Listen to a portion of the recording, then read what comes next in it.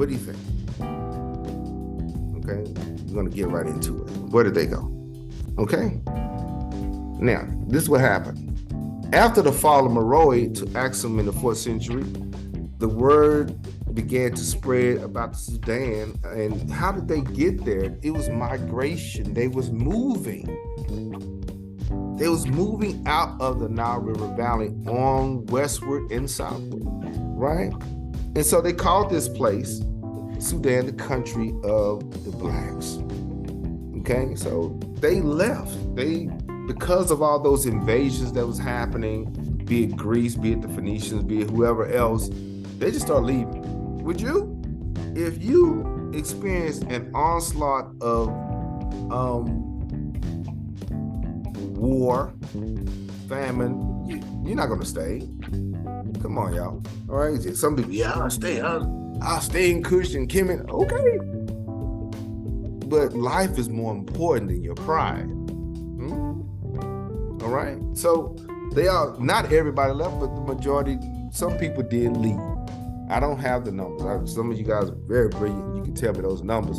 But after the fall of Meroe to the Kmt in the 4th century, they start to move. They start to migrate. And word began to spread about this place called the Sudan, the country of the blacks. Early West Africa, by the 7th century, according to the book, these Africans moved northward into Spain. We know the story. Northward into Spain, and they took over this place in Europe. They call it the Al-Andalus, okay? And, we know about the Moors in Spain. According to Wahab ibn Manabeh, who wrote in 738 AD, the century, these Africans were peopling the territory. So they were occupying this space. We know what happened in 711, where they marched into Europe. The Africans, as well as many others, marched into Europe. But then in 738, they started to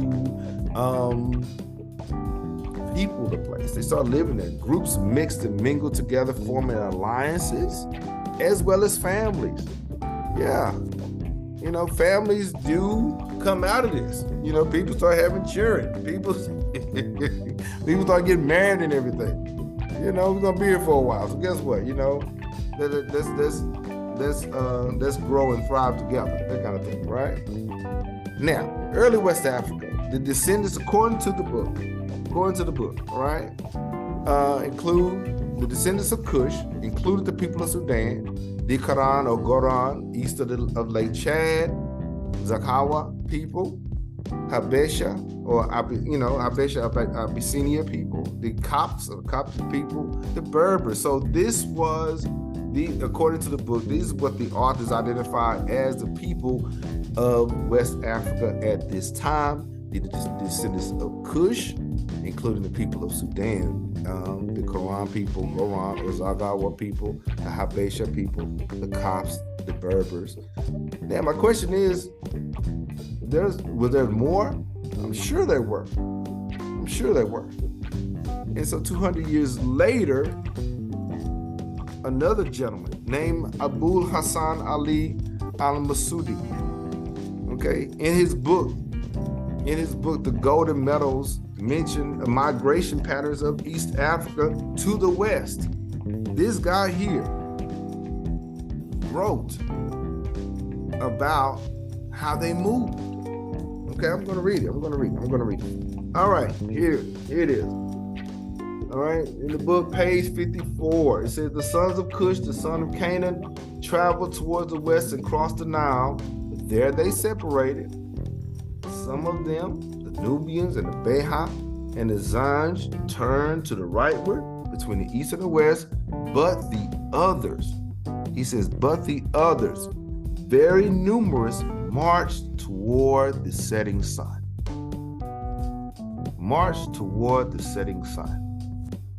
Now, I may, I only probably just, went to school a little bit. And so, where does the sun set? It sets west, right?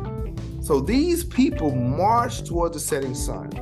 He was talking about how these people left the Nile River Valley and moved onward westward. This is what happened.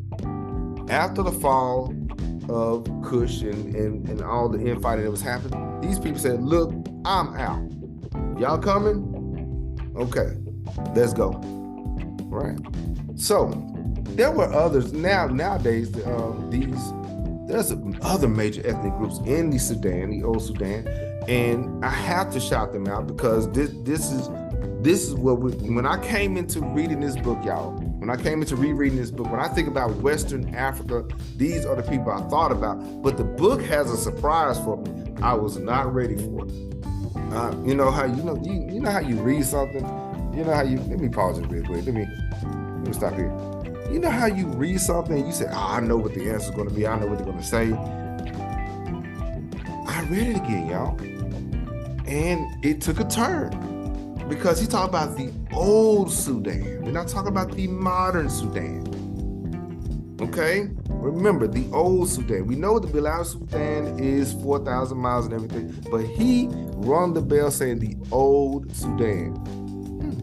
What is the old Sudan? All right?